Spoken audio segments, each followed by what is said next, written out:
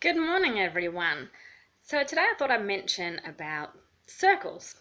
For example, your circle of influence and your circle of concern. The reason I thought to bring this up is because I've studied psychology as one of my degrees, and when I studied it, I learnt so many things that can go wrong or can occur in your children as they're growing up, or the learning disorders they can have, or behavioural disorders. For example, ADHD and dyslexia and all that kind of thing. And it was kind of scary thinking, gosh, what's the likelihood of having a child without any disorders that you need to cope with as a parent? And you kind of forget, it helps you forget all the amazing children out there that don't have to have any disorders, and that the parents effectively don't need to think about this. And unfortunately, in this day and age, often they just go, oh, ADHD, here, take some drugs to calm it down, or misdiagnose different things and just don't let children be children anymore. So that was sort of one thing that I had. And then when I was pregnant, I think 99% of the midwives and doctors and whoever I saw, or nurses, all were telling me, oh, you'll probably have to have a cesarean. Yeah, you're small boned, you're a small person. Yeah, you'll be walking down the cesarean path. And I'm thinking, no, I'm not. I'm having a natural birth. I don't plan on having any cesarean. I don't care how much easier it might be to book it in for the doctors to go and play golf. By the way, I don't necessarily believe that's true, but it is the easy assumption. Oh, if they know when the baby's due, they can just go and book a golf game straight after. And as it turned out, I did have a natural birth. So there you go. Proved you all wrong, all you professionals who looked at my size and went, no, she needs to have a cesarean. I had a natural birth with my darling girl, and it was fine. She came out when she was ready, and there we go. And then after that, anything that I'd mention, oh, she's not eating well, or oh, she's not sleeping well, so many mothers would be like, oh, this is what you need to do, or this is what you do. And I just thought, how many kids have you had, and that's worked for you? Well, that doesn't necessarily work for me. I've given that a go, I've given this a go.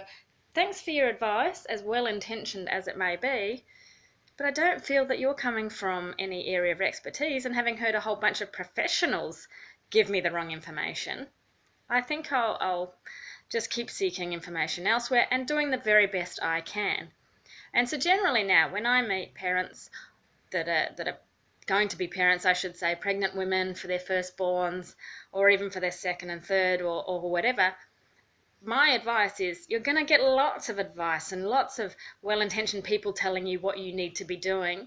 The best thing you can do is listen to them, and at the end of that day, just do what works for you and your baby, because you know your baby best, and listen to your intuition, and just do what works for you. And that's what I've done, and that's the mantra I live with, is that I am doing the best that I can possibly do, both for my daughter, but also for myself. You do need to look out for yourself at all times. There is the saying in an aeroplane disaster, when the oxygen falls from the ceiling, look after yourself first before looking after anyone else, because if you look after someone else and you don't get the oxygen onto yourself, then you can pass out, and what good are you after that? So always look after yourself first, and then look after everyone else. So what does this have to do with circles? Well, within this is your circle of concern. So these are the things you may hear about and find out about, and I'm just saying, what is there point in any stressing about these things? So the sort of way you configure it is, are they within your circle of influence? Because within you've got your big circle of concern, which is a big circle, and then within that is a smaller circle, which is your circle of influence. And your circle of influence is how much control you have over these things that you might be concerned about.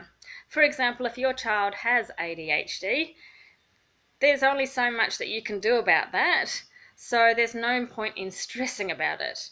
If your child's not sleeping at night, there's only so much you can do about it. So once it's out of your control, you just need to sit back and let whatever happens, happens. This is what's going on with my daughter and her night terrors.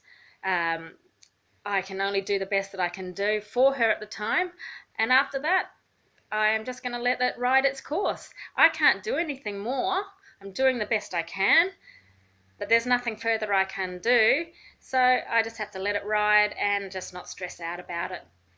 So that's sort of my tip for the today, is instead of stressing about things that you have no control over, just look at your circle of influence within your circle of concern and just let it go. If you have no control over what's going on, let it go. Don't worry about it.